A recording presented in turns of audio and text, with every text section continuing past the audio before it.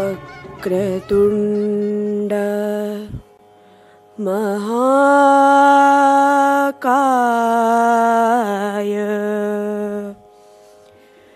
सूर्यकोटि समप्रभ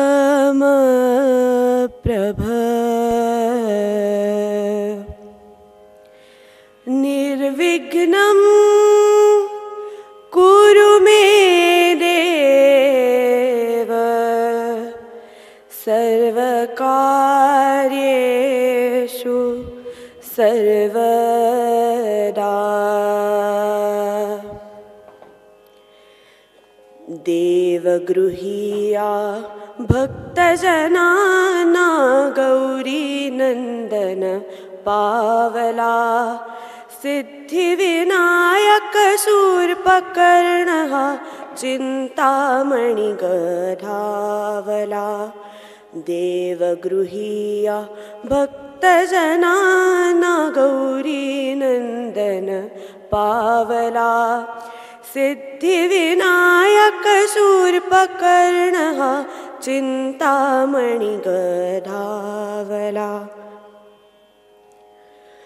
महागणपती आज येतसे अमुचारुदयी मंदिरी मेधा प्रज्ञा घेऊन येती कांती सुवर्णा साजिरी।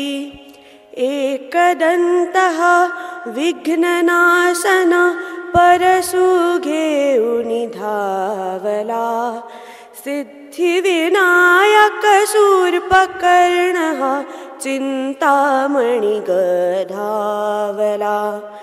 देवगृहीया भक्तजनाना गौरी नंदन पावला सिद्धिविनायक शूर्पकर्णः चिंतामणि गधावला चिंतामणि गधावला चिंतामणि गधावला।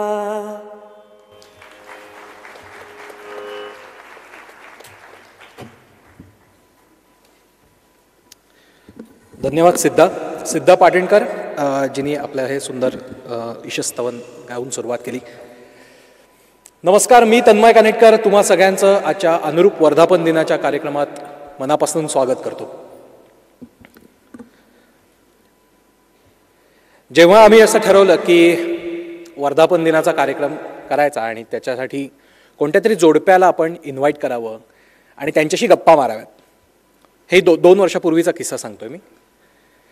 तेव्हा भारतीय असल्यामुळे 2 गोष्टींमध्ये रस असतोच, क्रिकेट आणि राजकारण. त्यामुळे क्रिकेटमध्ये रस असल्यामुळे अर्थातच सचिन तेंडुलकरचं नाव डोळ्यासमोर आलं. पण मग म्हणलं की आपल्याला एक चांगला बोलणारा माणूस हवा आहे, बॅटिंग तर करेलच. आणि मग हर्षा भोगले हे नाव डोळ्यासमोर आलं आणि मग हर्षा आणि अनिता अशा दोघांनाही बोलवण्याचं ठरवलं. हर्षा आणि अनिता, तुम्हाला दोघांना पहिल्यांदा सॉरी अशासाठी की मी अहोजाहो करून बोलणार नाही आहे, वयाने खूप लहान आहे तुमच्यापेक्षा, पण तरी याचं कारण असं आहे की टी व्हीमुळे आणि कॉमेंट्रीमुळे इतकं घरातलं नाव झालं आहे. म्हणजे सचिन तेंडुलकर उद्या समोर आलं तर अहो सचिन तेंडुलकर तुम्ही कसे आहात असं म्हणणं किती अवघड जाईल. तर सेम हर्षा भोगले या नावाबद्दल पण आहे. त्यामुळे हर्षा अरे तुरेच असेल. 2 वर्ष आम्ही याचा प्रयत्न करत होतो. माझ्या ते 2 वर्षापूर्वी आम्ही पहिल्यांदा त्यांना कॉन्टॅक्ट केला होता 41व्या वर्धापन दिनाच्या कार्यक्रमासाठी, पण त्यावेळी काही तारखा जुळून आल्या नाहीत. आपले इंडियन क्रिकेट टीमचे दौरे तर सतत चालूच असतात, त्यामुळे त्यांचेही दौरे सतत चालू असतात. पण अखेर यावर्षी हे जमून आलं. कार्यक्रमाला आपण फॉर्मली सुरुवात करण्याआधी एक दीपप्रज्वलनाचा कार्यक्रम करूया आणि पुढे येऊया. मी हर्षा भोगले, अनिता भोगले, सुनंदन लेले, अनुरूपच्या संचालिका गौरी कानेटकर आणि महेंद्र कानेटकर या सगळ्यांना स्टेजवरती आमंत्रित करतो आणि आपण दीपप्रज्वलन करूया.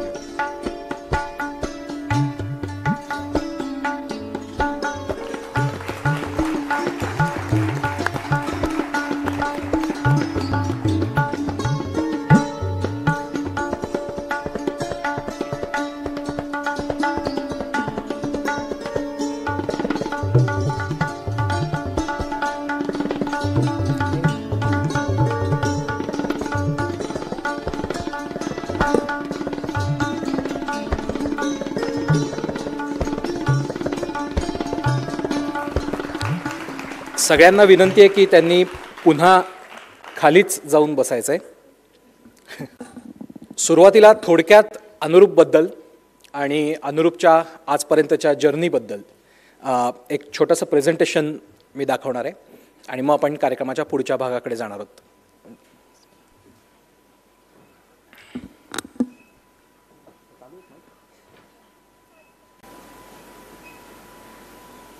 त्यामुळे नुसतंच बोलतो, जर त्या दरम्यान तरी लागला तर आपण बघूया.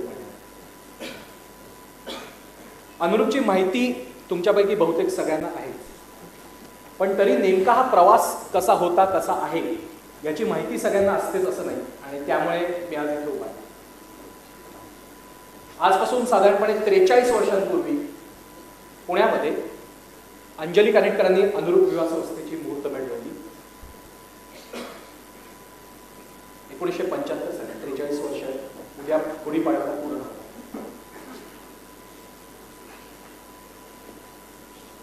अंजली कानेटकरांची खासियत अशी होती, म्हणजे असं सगळं मी ऐकलं की ज्या ज्या मंडळींची नावं अनुरूपमध्ये नोंदवलेली असायची ती सगळी स्थळं त्यांना पाठ असायची.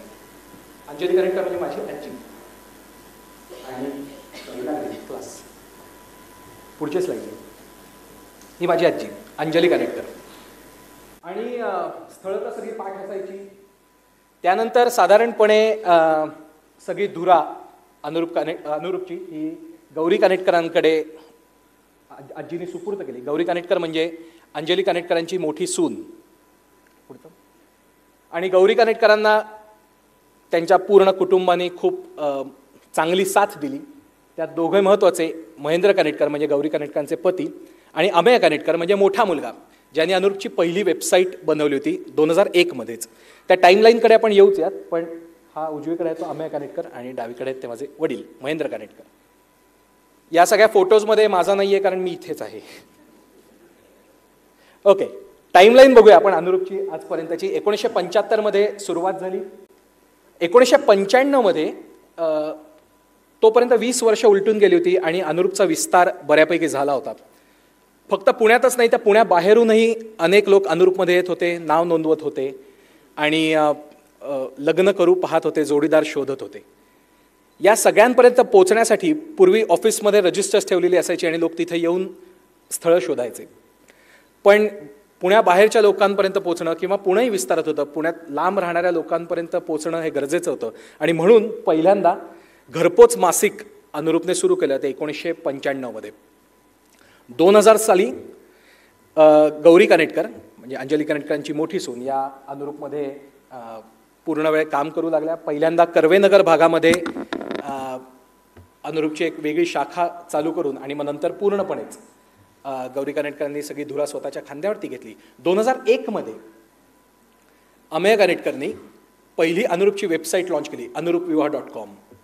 ती वेबसाईट अर्थातच अगदी बेसिक होती, स्टॅटिक होती, इन्फॉर्मेशन ओनली वेबसाईट होती. त्याचं खूपच ॲडव्हान्स स्वरूप हे आज आपल्याला बघायला मिळतं. आपल्याला अँड्रॉइड आणि iOS ॲपसुद्धा आज बघायला मिळतं. 2004 मध्ये पुण्याबाहेरची पहिली शाखा ही अनुरूपची सुरू झाली सांगलीला. आज एकूण अनुरूपची 14 ऑफिसेस महाराष्ट्र आणि महाराष्ट्राबाहेरची मिळून आहेत. त्यानंतर 2014 मध्ये प्रथमच अनुरूपचे थेट भेट कार्यक्रम हे आपण अमेरिकेत घेऊ लागलो. 2018 हे सलग 5वं वर्ष असेल की आपण अमेरिकेत थेट भेट कार्यक्रम घेतोय. गेल्या वर्षीपासून आपण शिकागोमध्ये सुद्धा हे कार्यक्रम घ्यायला सुरुवात केली. त्याआधी पण फक्त सॅन फ्रान्सिस्को आणि न्यूयॉर्क इथे हे कार्यक्रम घेत होतो. आणि या वर्षीपासून आपला असा प्रयत्न आहे की 4थं शहर या लिस्टमध्ये ॲड करावं. ते टेक्सासमधलं कुठलं ते असेल, मोस्टली डॅलास असेल. हे कार्यक्रम आपले सप्टेंबरमध्ये होतात. आणि 2016 पासनं आपण ऑस्ट्रेलियात सिडनी इथे सुद्धा थेट भेट कार्यक्रम घेतोय. अनुरूपचा मोटोच आहे, मराठी माणूस जिथे जिथे, अनुरूप पोचताय तिथे तिथे. आणि त्यामुळे जिथे जिथे मराठी माणसं जाऊन राहत आहेत त्यांच्यासाठी लग्न जमवण्यासाठी काय काय आपल्याला करता येईल हा विचार आम्ही सातत्याने करतो आणि त्या दृष्टीने हे कार्यक्रम आम्ही घेत असतो. 2019 मध्ये अशाच पद्धतीचा थेट भेट कार्यक्रम इंग्लंडमध्ये घ्यायचं असा आमचा विचार आहे आणि आता बघू त्या सगळ्याच्या कशा गोष्टी होत आहेत. Next slide. ओव्हरऑल अनुरूपबद्दल बोलत असताना किंवा अनुरूपबद्दल विचारलं जात असताना एक महत्त्वाचा पार्ट असा येतो की तुमचं वेगळेपण काय आहे. डेटाबेस, डेटा बँक या तर गोष्टी अनेक आहेत. म्हणजे कित्येक वेबसाईट आहेत, रोज नवीन वेबसाईट्स लॉन्च होत आहेत, रोज नवीन विवाह संस्था येत आहेत, वधूवर सूचक मंडळ आहेत. मग अनुरूपचं वेगळेपण काय आहे. मला असं वाटतं की अगदी पहिल्या दिवसापासनं अनुरूप विवाह संस्थेला एक डेटा बँक म्हणून बघितलं नाही आणि डेटा बँकच्या पलीकडे जाण्याचा प्रयत्न केला. म्हणजे काय तर आपुलकीची सेवा असेल, अगदी घरातलं असल्यासारखं मानणं असेल जे आजी करायची. हळूहळू संख्या वाढत गेली तरीही लग्न जमवणं, जोड्या जुळवणं इतकाच काही हेतू मनात ठेवून हे काम केलं जात नव्हतं आणि या डेटा बँकच्या पलीकडे जाऊन काम करणं गरजेचं आहे हा एक विचार कायमच अनुरूपने डोक्यात ठेवला. आणि त्यातले हे काही फॅक्टर्स आहेत. त्यातला पहिला पार्ट असा आहे की समुपदेशन म्हणजे काउन्सिलिंग इंग्लिशमध्ये, विवाहपूर्व आणि विवाहोत्तर, प्री मॅरिटल आणि पोस्ट मॅरिटल असं काउन्सिलिंग अनुरूपमध्ये केलं जातं. त्यासाठी स्वतंत्र आपली काउन्सिलिंगची विंग आहे. सर्टिफाईड काउन्सिलर्स आणि सायकॉलॉजिस्ट या टीममध्ये काम करतात आणि आपल्या सगळ्या ऑफिसेसमध्ये मुंबई असेल नाही तर पुणे इथे काउन्सिलिंगची सर्व्हिस देतात. पुढचं मेळावे. नॉर्मली वधूवर मेळावे असं म्हणल्यानंतर सगळ्या मुलामुलींचा एक नकार येतो आणि साहजिक आहे, मी त्यांच्यावर आहे, मला समजतं ते. कारण की किती ऑड पद्धत आहे ना ही ट्रेडिशनल जी मेळाव्यांची सिस्टीम आहे की कोणीतरी स्टेजवरती जायचं आणि स्वतःची माहिती सांगायची की मी तन्मय कानेटकर, माझं असं असं शिक्षण आहे, माझं हे आणि समोर बसलेली तमाम सगळी मंडळी ही तुमच्याकडे नजर लावून बसलेली असणार की अच्छा MSc शिकलाय होय, बरं बरं बरं. हे फक्त मुलीच बघत असतील असं नाही, त्यांचे पालक पण आहेत आणि मुलंही माझ्याकडे असेच बघत असणार की अच्छा हा आपला कॉम्पिटिटर आहे. असं सेम मुलींच्या बाबतीत किती वाईट सिस्टीम आहे ना ही आणि किती ऑकवर्ड करणारी सिस्टीम आहे. पण पूर्वी हीच पद्धत होती. अनुरूपने ही पद्धत पूर्णपणे स्क्रॅप केली. यालाही आता बरीच वर्ष झाली. आपण अतिशय वेगळ्या पद्धतीचे थेट भेट कार्यक्रम घेत असतो म्हणून त्याला मेळावा हा शब्दही वापरत नाही, आपण त्याला थेट भेट कार्यक्रमच म्हणतो. या कार्यक्रमांमध्ये फक्त मुलं मुली असतात. पालकांना आपण पार्टिसिपेट होऊ देत नाही. फक्त स्वतः मुलं मुली असले पाहिजे, त्यांची एकमेकांशी भेट व्हायला पाहिजे असा आपला प्रयत्न असतो. पालकांसाठी स्वतंत्र कार्यक्रम करतो आणि मुलांसाठी स्वतंत्र कार्यक्रम करतो आणि पूर्ण कार्यक्रमाचं स्वरूप अशा पद्धतीने डिझाईन केलं आहे की वेगवेगळ्या विषयांवरती, पर्टिक्युलरली लग्न या विषयाशी संबंधित असणाऱ्या वेगवेगळ्या पैलूंवरती मुलामुलींनी चर्चा करावी, एकमेकांची मतं जाणून घ्यावीत आणि त्याद्वारे एकमेकांना जाणून घ्यावं. अशा पद्धतीने डिझाईन केलेला हा थेट भेट कार्यक्रम अर्थातच आमच्या असंख्य मेंबर्सना आवडतो, मुलामुलींना स्वतः आवडतो आणि आम्हाला ते परत आलेले आवडत नसले तरी काही लोक येतात परत परत. आम्हाला वाटतं की त्यांचं लग्न जमून लगेच पुढच्याही नवीन लोकांसाठी त्यांनी जागा मोकळी केली पाहिजे. पण तरी तर हे वेगळ्या पद्धतीचे थेट भेट कार्यक्रम, नुसते ते मेळावे नसतात. यातही आम्ही खूप सारे प्रयोग करतो पण ते पुढे मी सांगतोच.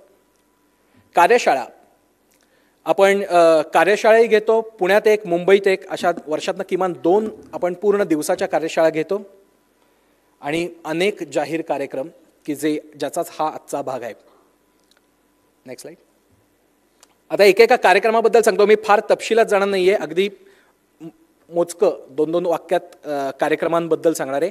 हा पहिला कार्यक्रम जो अनुरूपने लॉन्च केला, शोध अनुरूप जोडीदाराचा. अगदी सोपा.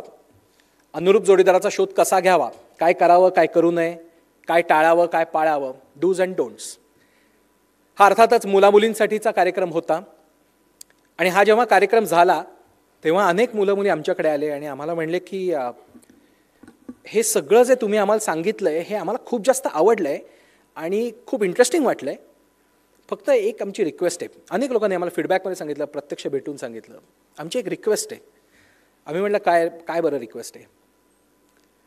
तर सगळ्यांनी आम्हाला सांगितलं की हे सगळं जे तुम्ही केलं ते खूप छान आहे, फक्त आम्हाला असं वाटतं की हे सगळं पालकांना पण प्लीज सांगा ना.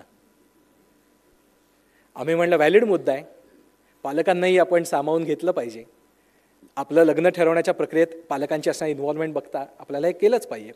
आणि त्यातूनच अनुरूपचा पुढचा कार्यक्रम आला होता, लग्न मुलामुलींची चिंता पालकांची. शोध अनुरूप जोडीदाराच्या या कार्यक्रमाबद्दल परत एकदा सांगतो. इथे तुम्ही जर पाहिलात या फोटोमध्ये, हा मुद्दामून मी फोटो स्लाईडमध्ये टाकला कारण आपण अतिशय इंटरेस्टिंग पद्धतीने रोल प्लेस घेत असा हा कार्यक्रम घेतो. मुळात हा रोल प्ले जेव्हा केला होता तेव्हा प्रत्येक ऑडियन्समधला मुलगा आणि मुलगी आम्हाला सांगत होते की आमच्या घरात अगदी असंच असतं.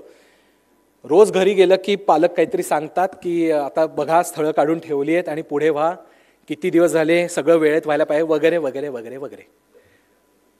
त्यामुळे हे रोल प्लेस फार इंटरेस्टिंग होतात आणि रोल प्लेसच्या माध्यमातून अनेक गोष्टींबद्दल बोलता येतं, अनेक गोष्टींबद्दल चर्चा करता येते. हा गेल्या वर्षीचा शोध अनुरूप जोडीदाराचा कार्यक्रम. त्यावेळी शोध अनुरूप जोडीदाराचा याच नावाचं आईने लिहिलेलं म्हणजे गौरी कानिटकरांनी लिहिलेलं पुस्तक आपण प्रकाशित केलं होतं अनिल अवचटांच्या हस्ते. नेक्स्ट. आणि हा डॉक्टर आनंद नाडकर्णी या शोध अनुरूप जोडीदाराच्या कार्यक्रमात सहभागी झाले होते. नेक्स्ट. हा लग्न मुलामुलींची चिंता पालकांची. नॉर्मली या कार्यक्रमाला कोणता हॉल घ्यावा असा आम्हाला खूप जास्त प्रश्न नेहमी पडतो कारण सगळे चिंताग्रस्त पालक भरपूर गर्दी करून या कार्यक्रमाला येतात आणि कोणताही हॉल घेतला तरी अपुराच पडतो. इथेही तुम्हाला असे या फोटोत बाजूला उभे असलेले अनेक पालक दिसतील. खरा खूप मोठा हॉल आहे तरी. नेक्स्ट. नेक्स्ट. लग्न आणि पत्रिकेचा गौडबंगाल हा असाच अनुरूपचा अतिशय इंटरेस्टिंग कार्यक्रम. खरं तर हा हाऊसफुल होता याचा आम्हाला आनंद वाटत नाही कारण पत्रिका बघूच नका असं आमचं म्हणणं आहे. पण तरीही लग्न ठरवण्याच्या प्रक्रियेमध्ये सगळं काही जुळत असतं, सगळं काही जमत असतं. म्हणजे आता मुलगा आणि मुलगी होकार देतील, तारीख ठरवू, हॉल फायनल करू आणि उडवून देऊ बार असं वाटत असताना कुठला तरी मंगळ, गुरु, बुध, शनी, शुक्र, राहू नाहीतर केतू तरी हा येतो आणि तो म्हणतो छे छे तुमचं काय लग्न बिग्न जमत नाही आहे, तुमचं पुढे जुळणारच नाही, वगैरे वगैरे वगैरे. आता हे नक्की गौडबंगाल आहे काय? म्हणून हा कार्यक्रम लग्न आणि पत्रिकेचा गौडबंगाल. जसं लग्न झाल्यानंतर मुलं मुली एका नवीन रोलमध्ये जातात, नवरा किंवा बायको, जावई आणि सून, हे या नवीन भूमिका मुलांना असाइन केल्या जातात. तसेच पालकही एका नवीन भूमिकेत जातात, सासू आणि सासरे. जशी लग्नाची तयारी मुलामुलींनी करायला पाहिजे तशी मुलामुलींच्या लग्नाची तयारी पालकांनी करायला हरकत नाही हा विचार घेऊन हा कार्यक्रम आम्ही घेऊन आलो, सासू सासरे होताना. नेक्स्ट. यासह आपले अनेक गप्पांचे कार्यक्रम असतात, जे कार्यक्रम मोठ्या प्रमाणात घेता येत नाही पण इन्फॉर्मल गप्पा मारता येतील, शंकांचं निरसन करता येतील अशा पद्धतीचे हे गप्पांचे कार्यक्रम आपण घेतो. यामध्ये वधू गप्पा, वर गप्पा, वधूवरांच्या एकत्र गप्पा, पालक गप्पा असे वेगवेगळ्या पद्धतीचे हे गप्पांचे कार्यक्रम आपण घेत असतो. रिलेशनशिप मनातलं ओठांवर हा असाच एक अतिशय इंटरेस्टिंग कार्यक्रम. मला आठवतं मी खूप लहान असताना अनुरूपमध्ये थोडंसं काम करायचो, अपडेशनचं, वेबसाईटचं असं, आणि त्याचे मला पॉकेट मनीसारखे थोडेसे पैसे मिळायचे.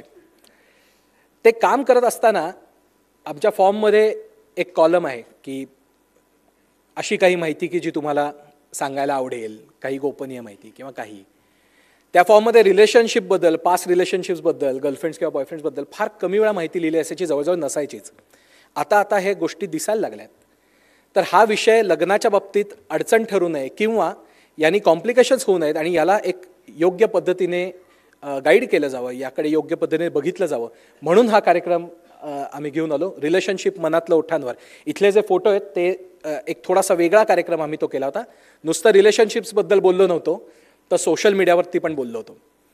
याचं कारण असं आहे की एखाद्या व्यक्तीला एखादं प्रोफाईल आम्ही सजेस्ट केलं की 100पैकी 100 मंडळी स्वतःचा मोबाईल किंवा स्मार्टफोन किंवा आयफोन काढतात, त्यावरचं एक फेसबुक नावाचा ॲप उघडतात आणि ते प्रोफाईल फेसबुकवरती सर्च करायचा प्रयत्न करतात. त्यातनं बऱ्याच गमती होतातच की अनुरूप प्रोफाईलमध्ये तर लिहिलं आहे ड्रिंक्स घेत नाही, पण इकडे ग्लास हातात धरलेला फोटो दिसतोय. पण या सगळ्या सोशल मीडियाचा असणारा आपल्यावरचा इम्पॅक्ट किंवा पगडा हा बघता तो लग्न ठरवण्याच्या प्रक्रियेत कसा नसेल.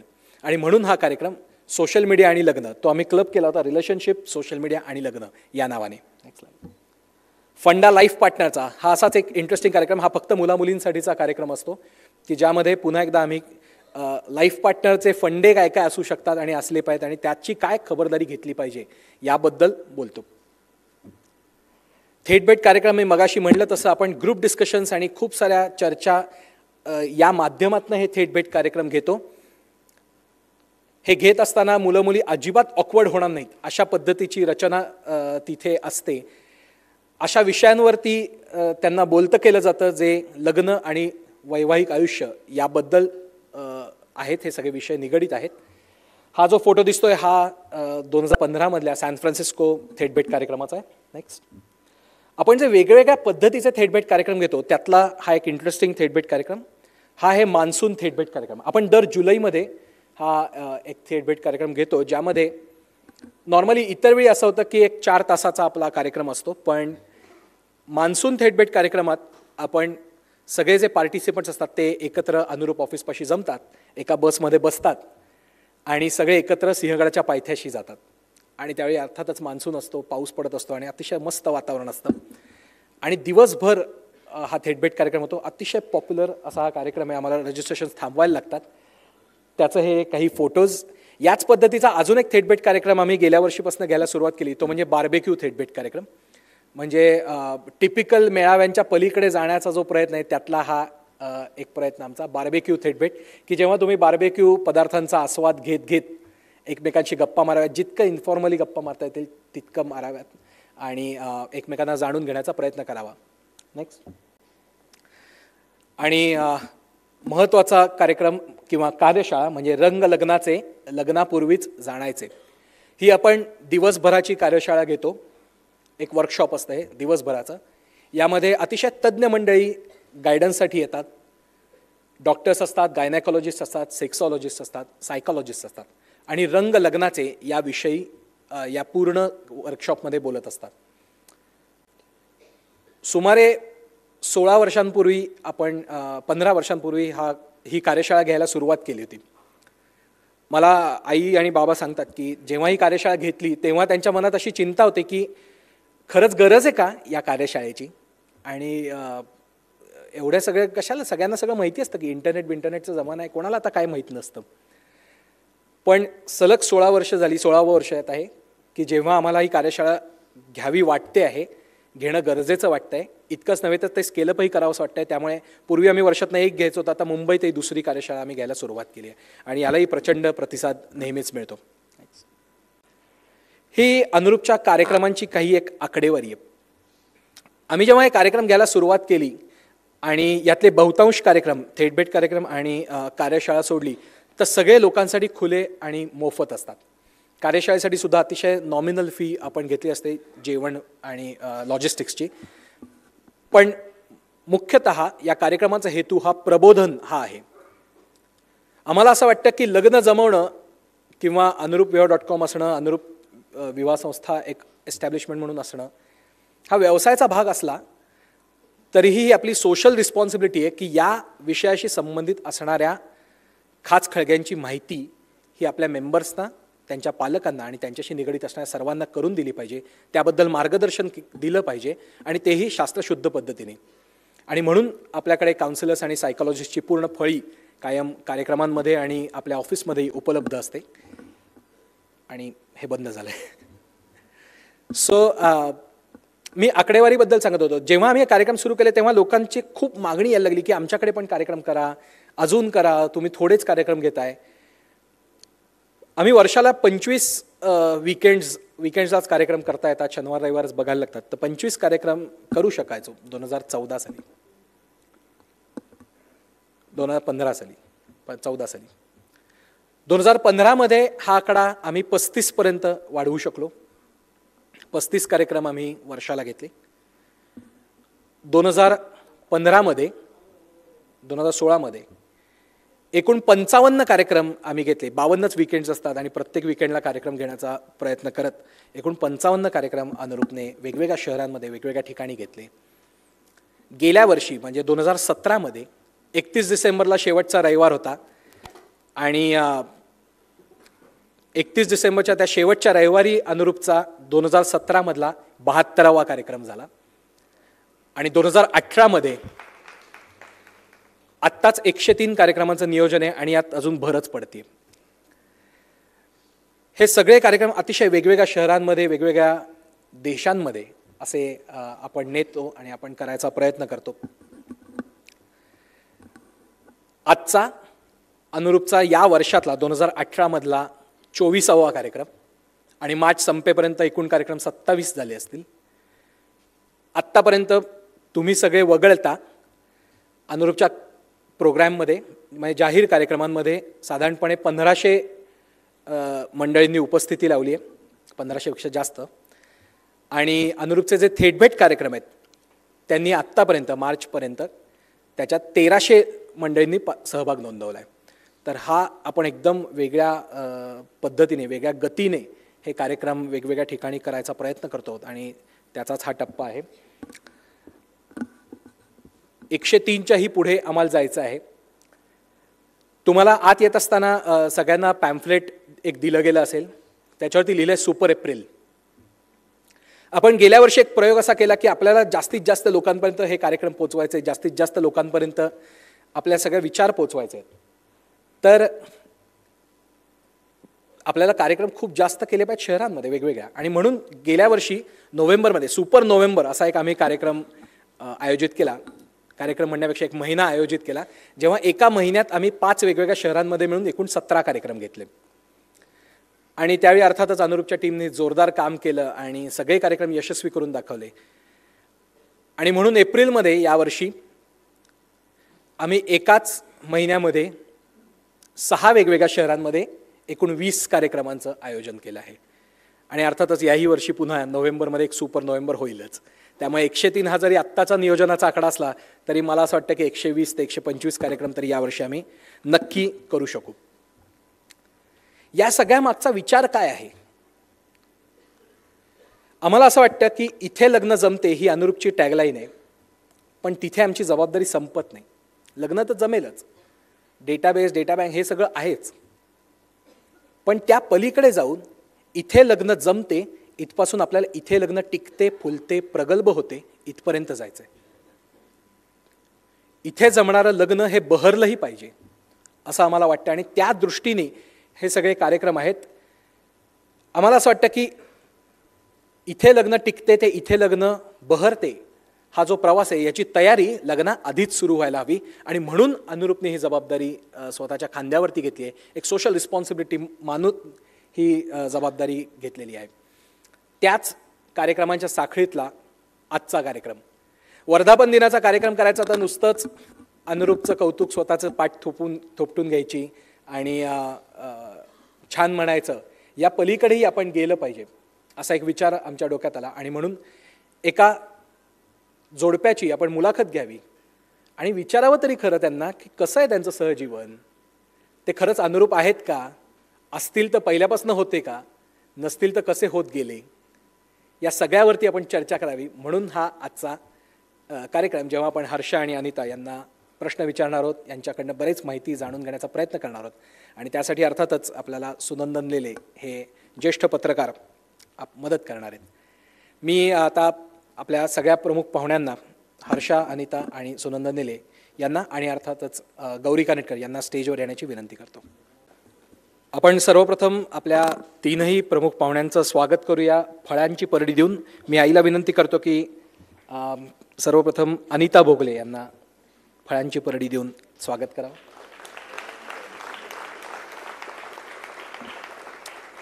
हर्षा भोगले,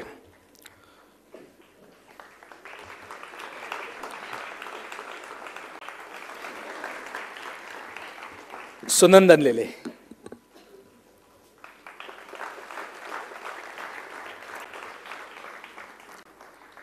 नॉर्मली स्वागत केल्यानंतर प्रमुख पाहुण्यांची ओळख करून देण्याचा रिवाज असतो, पण आपण त्यांच्याशी खूपच गप्पा मारणार आहोत. आणि सुनंदन लेले यांनी मला स्ट्रिक्टली सांगितलं की ते ओळख बिळख फॉर्मॅलिटी वगैरे काही ठेवू नकोस, ते सगळं माझ्यावरती सोपव, मी त्यांची खरी ओळख करून देतो. म्हणून मी त्यांची फॉर्मल ओळख करून घेण्याच्या दिशेला जात नाही. कार्यक्रमाचा जो पुढचा भाग आहे तो म्हणजे माझ्या आईने म्हणजे गौरी कानेटकरांनी लिहिलेलं पुस्तक याच्या प्रकाशनाचा कार्यक्रम. आपण त्याकडे जाऊया म्हणजे आपल्याला लवकर ज्या सगळ्याची आपण आतुरतेने वाट पाहतो मी पण त्या भागाकडे जाता येईल मुलाखतीच्या. आजच्या कार्यक्रमाचा पहिला भाग म्हणजे पुस्तक प्रकाशन. गेले वर्षभर साधारणपणे गौरी कानेटकर या महाराष्ट्र टाइम्समध्ये एक लेखमाला लिहित होत्या आणि अनुरूपमध्ये काम करताना आलेले वेगवेगळे अनुभव, त्यावरचे त्यांचे विचार, या सगळ्याबाबत या लेखांमध्ये लिहिलं जात होतं. या लेखांमध्ये काही भर टाकून, काही बदल करून, त्यांच्यावर काही संस्कार करून असं हे पुस्तक आपण प्रकाशित करतोय. मी हर्षा भोगले याला विनंती करतो की या पुस्तकाचा प्रकाशनाचा कार्यक्रम आपण करावा.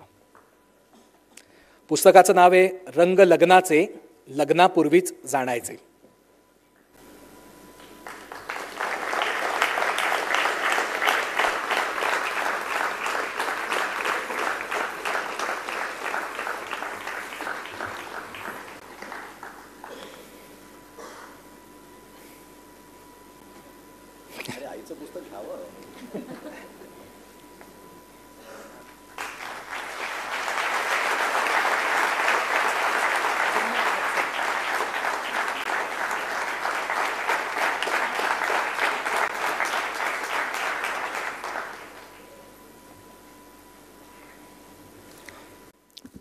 हर्षाने तेवढ्यात टोमणा मारला की आईचं पुस्तक घे, पण मी वाचलंय खरंच. सो पुस्तकात काय आहे हे पण मी लगेच सांगू शकतो. थोडक्यात पुस्तकाबद्दल सांगतो. पुस्तकाचं नाव जरी रंग लग्नाचे, लग्नापूर्वीच जाणायचे असलं तर या पुस्तकाचा गाभा हा रंग लग्न ठरवण्याचे असा आहे. रंग लग्नाचे तर भाग आहेच आहे, पण लग्नासाठी जोडीदार निवडीला सुरुवात करण्यापासून त्या अपेक्षा कशा ठरवाव्यात, नाती निर्माण करण्यासाठी संवादाचं महत्त्व काय आहे, जातींच्या भिंती, नकार स्वीकारण्याची मानसिक तयारी, एकूणच समाजात असणारी असुरक्षितता आणि लग्न ठरवताना ती असुरक्षितता उठून दिसणं, कुंडली पत्रिका यांचा पगडा, निरोगी संसारासाठी लग्नाआधीच मेडिकल टेस्ट करून घेणे, सोशल मीडियाचा प्रभाव, अशा वेगवेगळ्या विषयात या पुस्तकामध्ये विचार मांडले गेले आहेत. लिव्ह सारख्या विषयाचं लग्न आणि लग्नसंस्था या अंगाने एक विश्लेषण या पुस्तकात तुम्हाला मिळतं. लग्न आणि सोहळा यामधला फरकही एका लेखामध्ये आहे, म्हणजे वेडिंग आणि मॅरेज यातला फरक. सोहळ्याचा भपका आहे, पण प्रत्यक्ष लग्न फुलवण्यासाठी करावी लागणारी तयारी कुठेच दिसत नाही असा जो एक सूर येतो त्याच्याबद्दल या पुस्तकात मांडलं गेलं आहे. आणि अर्थातच अशा सगळा प्रवास करत करत सगळ्यात शेवटी हे पहिले 21 लेख झाले की 22वा जो चॅप्टर आहे त्याच्यामध्ये अर्थ सहजीवनाचा, मॅरिटल लाईफचा अर्थ असं आपण म्हणू शकतो, त्याबद्दल गौरी कानेटकर यांनी लिहिलं आहे. मी आईलाच विनंती करतो की पुस्तकाबद्दल आणि एकूणच तिचं मनोगत हे तिने व्यक्त करावं.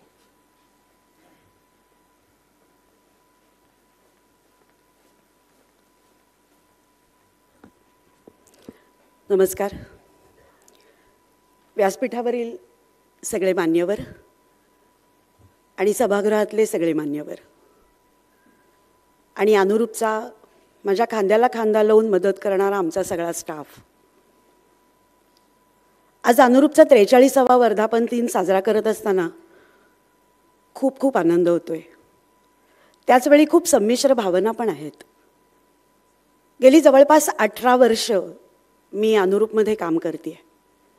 त्याही पूर्वी मी सासूबाईंना काही प्रमाणात मदत करत होते. ती मदत करत असताना मी ते सगळं लांबून बघत होते. माणसं यायची, बोलायची. त्यावेळेला पुण्यामध्ये अशा काही संस्था होत्या की ज्या 1 लाईन समरीमध्ये त्यांची रजिस्टर्स लिहिलेली असायची.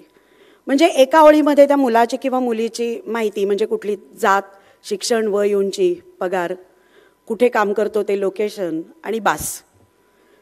एवढ्या ह्याच्यावरतीच त्यांनी आपला जोडीदार निवडावा अशी अनेक संस्थांची अपेक्षा असायची. मी ज्या वेळेला विचार करायला लागले त्यावेळेला मला असं वाटलं की माझा पार्टनर तरी मी असं निवडेन का? ज्या व्यक्तीबरोबर 35-40 वर्ष एकत्र राहायचं आहे त्या व्यक्तीला केवळ एका लाईनमधली त्याची माहिती वाचून मला कसं काय वाटेल त्या व्यक्तीशी राहावं, बरोबर लग्न करावं, काहीतरी त्याच्याबद्दल माहिती असायला नको का? आणि मग लक्षात आलं की हा सगळा सायकॉलॉजिकल पार्ट आहे. आणि मग मी त्याचा अभ्यास सुरू केला. आज ज्या वेळेला पुण्यामध्ये मी बघते किंवा बाहेरही आपण बघतो की असं वाटतं पूर्वीच्या काळी टेबल खुर्ची मांडली तर आणि आता एखादी वेबसाईट सुरू केली तर विवाह संस्था सुरू करताच येते लगेच. एखादी जाहिरात दिली की भराभर लोक येतील आणि नाव रजिस्टर करतील आणि लग्न जमतील. ही प्रक्रिया इतकी सोपी नाही आहे. त्याच्यामागे खूप अभ्यास आहे. सध्याचं समाजामध्ये चाललेले ट्रेंड्स आहेत त्याचा अभ्यास आहे. काय बरं पालक विचार करतात? पालक किती आता स्ट्रेस्ड आहेत? पालकांना कोणत्या वयामध्ये लग्न मुलामुलींचं व्हावंसं वाटतं? कारण पालक त्यांच्या वयाचा विचार करत असतात. त्यांचं ज्या वयात लग्न झालं त्या वयाचा विचार करतायत. त्यांची 21-22ला लग्न झाली आहेत. मुलांची लग्न खूप पुढे गेलेत. मुलांना लग्न लवकर करायचंच नाही आहे. आणि मग इथे कुठेतरी घराघरांमध्ये संघर्ष सुरू होतो. असं का बरं मुलांना वाटतंय की लग्न का नाही करायचं? करायचं असेल तर त्याच्या मागची नेमकी मानसिकता काय आहे? या सगळ्याचा शोध आणि या सगळ्याचा अभ्यास याच्यामागे असल्याशिवाय हे काम करता येणं अशक्य आहे. आणि मग मी डॉक्टर आनंद नाडकर्णींकडे रीतसर मानसशास्त्राचं शिक्षण घ्यायला सुरुवात केली. जवळपास 35 ते 40 कोर्सेस मी त्यांच्याकडे केले. काउन्सिलरची भूमिका निभावायला सुरुवात केली. आणि हे सगळं करत असताना मला असं वाटलं की आपण समाजाप्रती काहीतरी देणं लागतो. आपण फक्त एक व्यवसाय उभा करायचा एवढीच जबाबदारी आपण समाजामध्ये राहत असताना नक्कीच नाही आहे. घरातलं एक युनिट असतं पती पत्नीचं. ते ज्या वेळेला शांतपणाने मानसिक स्वास्थ्याने जीवन जगत असतात तेव्हा तेच स्वास्थ्य मुलांकडे सरकतं, मुलांमध्ये झिरपतं, मुलं छान निघतात. एक अख्खं कुटुंब अतिशय उत्तम अशा संस्कारित पायावरती उभं राहतं. ज्या वेळेला कुटुंब उभं राहतं त्यावेळेला अर्थातच समाजामध्ये ते पसरलं जातं. आणि ज्या वेळेला समाज अतिशय उत्तम पद्धतीने उत्तम संस्कारित पद्धतीने पुढे जायला लागतो तेव्हा देशाची उन्नती व्हायला बिलकुल वेळ लागणार नाही. मला नेहमी असं वाटतं की आपण जे जे काम करतो ते समाज जाणीवेशी जोडलं तर विनोबा म्हणतात तसं ते कर्म या अंगाने आपल्याला घेता येतं. आणि हाच विचार अनुरूपमध्ये काम करताना माझा असतो. आजचं जे माझं पुस्तक प्रकाशित होतंय ते अर्पणसुद्धा मी केलं आहे आमच्या वधूवरांना. कारण त्यांच्याचमुळे मी खूप शिकले. प्रत्येक शनिवार रविवारी आणि इतर वेळेलाही वधूवर आणि पालक येतात. त्यांच्याशी बोलताना मला समाजातले बदललेले ट्रेंड्स कळत जातात. दर 2 वर्षांनी समाज बदलतोय हो. दर 2 वर्षांनी काहीतरी घडतंय. दर 2 वर्षांनी लग्नाच्या पिढी जी आहे त्यांना वेगळंच काहीतरी वाटतंय. खूप इन्सिक्युअर पिढी आहे. खूप हुशार आहेत, खूप स्वतःच्या पायावर उभे आहेत, खूप सारा पैसा कमावतात. पण असं असताना सुद्धा मनात कुठेतरी लग्नाची भीती आहे. ती का बरं भीती आहे असं बोलता बोलता लक्षात येतं. ज्यावेळेला मी सुरुवातीला त्यांना म्हणायचे की आपल्याला 35-40 वर्ष एकत्र राहायचं आहे, मग माझ्या लक्षात आलं याच वाक्याची त्यांना भीती वाटते. मी पण खूप शिकत गेले. मला नेहमी वाटतं की अनुरूपचा सगळ्यात कुठला मोठा फायदा कुणाला झाला असेल तर तो मला झाला. कारण मलाही 2 मुलगे आहेत, 2 सुना आल्या आहेत. त्यांच्याशी कसं वागायचं, कसं बोलायचं, त्यांच्या माझ्यातलं ट्युनिंग कसं जमेल हे पहिल्यांदा मी शिकले. आणि तिथे हेही शिकले की नातं आपल्याला नर्चर करावं लागतं. नातं आपोआप उभं नाही राहत, त्याला खतपाणी घालावं लागतं, मग ते नातं उभं राहतं. आणि ज्या वेळेला नातं उत्तम असतं तेव्हा खरोखरी रात्रीची झोप खूप शांत आणि छान लागते. हे सगळं मी अनुरूपमध्ये काम करत असताना अनुभवते. आणि हेच सगळं माझ्या लेखांमध्ये प्रतीत होतं आहे. ज्या वेळेला सुरुवातीला मी एका व्यक्तीशी ऑफिसमध्ये बोलायची, एका पालकांशी, एका वधूवराशी, त्यावेळेला असं लक्षात आलं की हे सगळ्यांशी बोललं पाहिजे, हे सगळ्यांपर्यंत जाऊन पोचलं पाहिजे. आणि त्याच्यातनंच तन्मयीने आत्ता सांगितलेल्या सगळ्या कार्यक्रमांचा जन्म झाला. आणि मुद्दामच हे कार्यक्रम विनामूल्य आहेत. त्याचंच कारण आहे की खूप संख्येने या लोकांनी यावं आणि लग्न सहजीवन या विषयाबद्दल जाणीवपूर्वक माहिती करून घ्यावी. माझ्या लग्नाला साधारणपणे 14-15 वर्ष झाली होती. मी अनुरूपमध्ये पूर्ण वेळासाठी काम करत नव्हते. त्यावेळेला एका कार्यशाळेला गेले होते. तर ते जे कार्यशाळा घेणारे होते त्यांनी सांगितलेलं वाक्य माझ्या खूप लक्षात राहिलं होतं.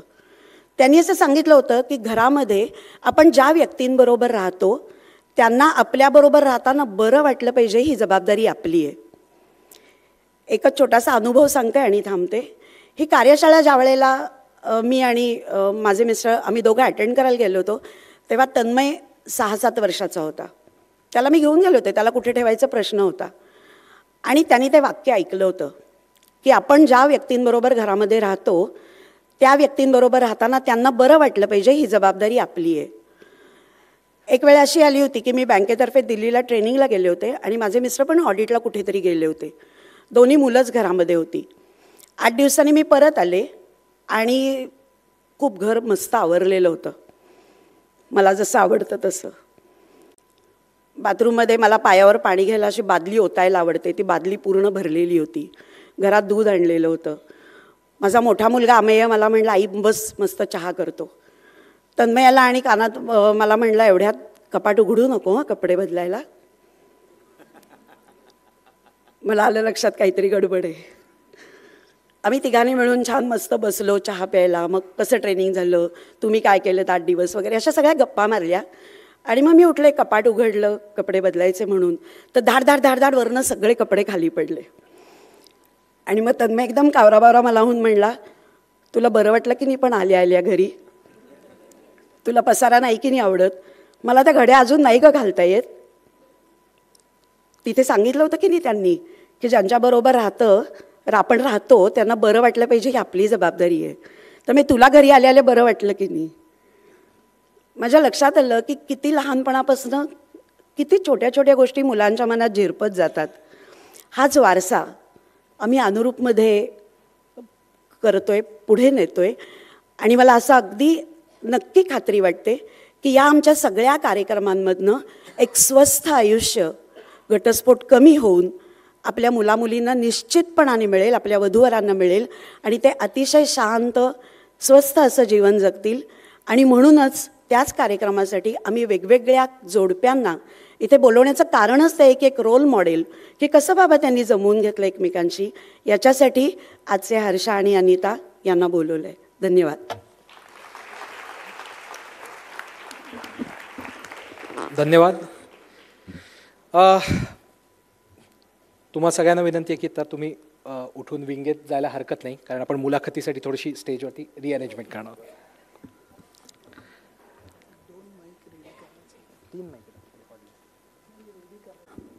मग अशी हर्षा भोगलेच का असा जेव्हा प्रश्नाबद्दल आपण बोलत होतो तेव्हा एक गोष्ट सांगायची अशी राहिली की जसं क्रिकेटबद्दल सगळ्यांना प्रेम असतं ते तर आहेच, पण पु ल देशपांडे म्हणलेत की क्रिकेट हा फक्त खेळण्याचा विषय नसून बोलण्याचा सुद्धा आहे. आणि म्हणून हर्षा भोगले की जो खूप अप्रतिम कॉमेंट्री करतो हे सगळ्यांना आपल्याला माहितीच आहे.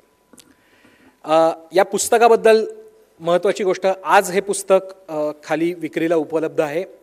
अनुरूपचा काउंटर आपण लावलेला आहे, ते 50% सवलतीत उपलब्ध आहे आणि पहिल्या 50 कॉपीजवरती लेखिकेची स्वतःची सही असणार आहे.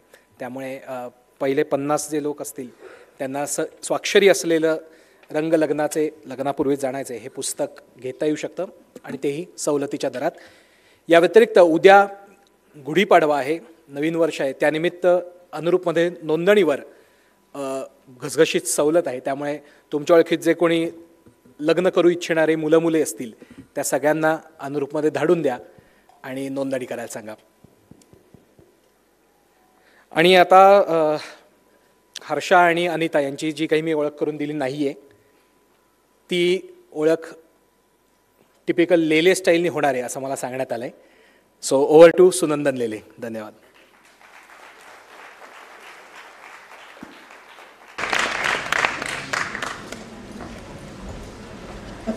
हॅलो हॅलो हॅलो नमस्कार.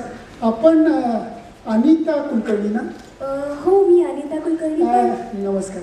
मी तुम्हाला ओळखलं नाही. मी अनुरूप लेले. अच्छा, अनुरूप लेले म्हणजे ते विवाह? हा तेच आमचा 43वा वाढ म्हणून मी खास तुम्हाला भेटायला आलो. नाही पण ऐका, मला आता लग्न करण्यात काहीच नाही. ऐका मॅडम, माझं प्लीज ऐका. अप्रतिम स्थळ खरोखर नाही, दृष्ट लागेल असं स्थळ. पण मग मुलाचं नाव काय? हर्षा भोगले. म्हणजे मराठी माणूस आहे, पण त्याला लिहिता वाचता येत नाही. काय म्हणताय? मग असं स्थळ तुम्ही आणलंच कसं माझ्यासाठी? तुम्हाला माहिती आहे मी किती शिकलेली आहे, माझ्या घरचे किती शिकलेले आहेत. नाही मॅडम, तुम्ही प्लीज आरडाओरडी करू नका. माझं म्हणणं त्याला लिहिता वाचता येत नाही म्हणजे त्याला मराठी लिहिता वाचता येत नाही. कारण काय आहे, त्यांचं जे कुटुंब आहे ना ते लहानपणापासून बाहेर वाढलं. अच्छा म्हणजे ते येणार आहेत. नाही नाही, मला बाहेर जाऊन सेटल नाही व्हायचं. हो, NRI नाहीये, ते नॉन रेसिडेंट महाराष्ट्रीयन कुटुंब आहे. हैदराबादमध्ये वाटलं ते, आणि त्यामुळे त्यांच्या घरात बोललं जातं, फक्त त्यांना लिहिता वाचता येत नाही. बरं. आणि ह्यांचं शिक्षण? अहो, खास केमिकल इंजिनियर आहे. इंजिनियर, केमिकल, फार किचकट असतात तो. नाही नाही नाही, देवा शपथ सांगतो, अत्यंत रसिक मनुष्य आहे. आणि केमिकल इंजिनियर सुद्धा. थोडासा तरी विचार करा. पण यांच्या आवडीनिवडी काय? एकच त्यांना आवड आहे, आणि ती म्हणजे क्रिकेटची. अरे बापरे. बरं. आणि म्हणजे क्रिकेट नुसतं आवडतं की खेळतात वगैरे काय? अहो, बोलण्याचं नंतरची गोष्ट. स्वतः ते क्रिकेटर उस्मानिया युनिव्हर्सिटीकडनं ते क्रिकेट खेळलेले आहे. हो, खरोखर. मग अजूनही खेळतात ते? नाही नाही, आता ते खेळत नाही. ते आता प्रोफेशन वेगळं झालंय. परंतु त्यांनी पॅशन संपलाय हा मॅडम. आणि एक ना एक दिवस हर्षा भोगले जे आमचं स्थळ आहे, त्यांना उत्तम क्रिकेट कॉमेंटेटर व्हायचंय. कॉमेंट्रेटर म्हणजे हे टीव्हीतही बोलणार, बाहेरही बोलणार, घरातही बोलणार, म्हणजे मला बोलायला चान्सच नाही मिळणार. नाही नाही नाही, मी माझा अनुभव मॅडम तुम्हाला सांगतो. कितीही टीव्हीत आणि कितीही कॅमेरा समोर बडबड केली तरी घरी आल्यानंतर हाताची घडी तोंडावर बोल. त्यामुळे ती काळजी करू नका. मग ठीक आहे. बरं. आणि अजूनही ते शिकतातच आहेत? हो, एक मिनिट. तुम्ही किती प्रश्न विचारा, मी एक तुम्हाला प्रश्न विचारू का? विचारा. तुमची थोडीशी माहिती आमच्या अनुरूपी काढली, पण वडील काय करतात, तुमचे कुटुंब काय करतं? माझे वडील पोलिसात मोठे अधिकारी आहेत. बापरे, पोलिसात आहे? पोलीस म्हणलं तुमचे 3:13 का वाजले? ते हर्षा भोगल्यांवरती काही गुन्हा वगैरे दाखल नाहीये? हो, काय बोलताय काय तुम्ही? गुन्हा बिनाची कसली गोष्ट करताय? अत्यंत सभ्य आणि सालस मनुष्य आहे हा तो. आणि तुम्हाला सांगतो, ते चालत असले आणि समोरनं एखादी मुंगी येत असली ना, तरी ते फुटपाथ बदलून पलीकडनं जातील ती बोलू नये म्हणून. वाटतील ते ऐकून घेणार नाही मी. बरं, ठीक आहे. आणि अजूनही ते शिकतातच आहेत का, म्हणजे का नोकरी करतायत? ते आता उच्च शिक्षण करायला लागले. उच्च शिक्षण, उच्च. म्हणजे IIM मध्ये गेले ते. अच्छा, IIM दापोडी का कल्याण कुठलं डोंगर? काय बोलताय? कल्याण दापोलीला वगैरे काही IIM नाही आहे. टॉप IIM अहमदाबादला शिकतात ते. IIM अहमदाबादला. इम्पॉसिबल.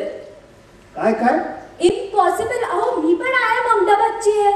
पण हर्षा भोगले हे नाव मी ऐकलं नाहीये. ते शाय वगैरे आहेत का? नाही, शाय वगैरे तर नाहीये. फक्त ते चमको पुढं न करणारे. पण तुम्हाला सांगतो, जर तुम्ही चांगल्या नजरेनं पाहिलं तर हर्षा भोगले IIM कॅम्पसमध्ये तुम्हाला नक्की भेटतील. म्हणून मॅडम, माझी तुम्हाला नम्र विनंती आहे, एकदा भेटायला काय हरकत आहे? एकदा भेटायला काय हरकत आहे? बरं, आता तुम्ही एवढा आग्रह करतातच आहात, तर भेटून घेऊया आपण. मग मी आणू त्यांना? चालेल, आण. या.